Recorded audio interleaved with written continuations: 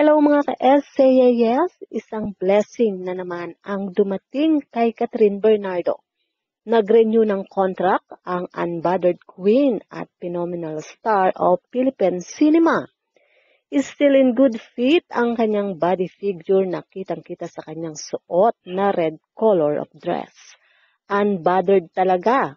Napaka-professional pagdating sa trabaho. Kaya naman, nagkakagulo talaga ang mga endorsement ni Catherine. At take note, lahat ay malalaking company. Ngayon, nag-renew siya sa isang bangko. Malaki ang hatak ng isang endorser na may good reputation. Lalo at bangko ang pag-uusapan.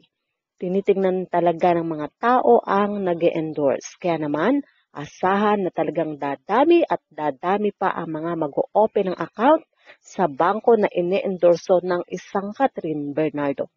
Alam ni Catherine kung ano ang goal niya pagdating sa trabaho. Yung hindi mawala ang tiwala ng napakaraming mata na nakatingin sa kanya bilang endorser.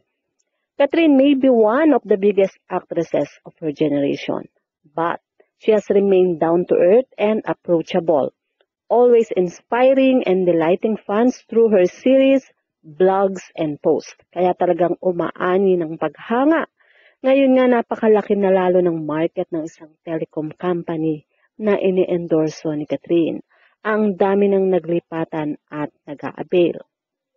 Para kay Catherine, walang presyo ang pagbibigay ng kaligayahan.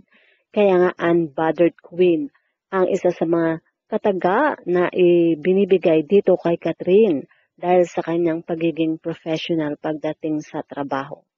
So mga ka-SCAS, yan nga po ang ating balitaan. At kung inyong naibigan, well, put your comment down below.